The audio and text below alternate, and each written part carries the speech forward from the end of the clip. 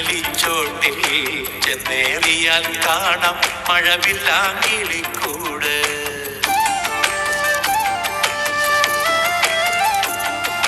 ഒന്നാങ്കിളിപ്പാട്ടിൻ കഥ ചൊല്ലിടുമാക്കാറ്റിൽ ഒന്നായി ഒന്നിച്ചാടി ചെറുവണ്ണാങ്കിളിക്കൂട്ടം ചില്ലാടും.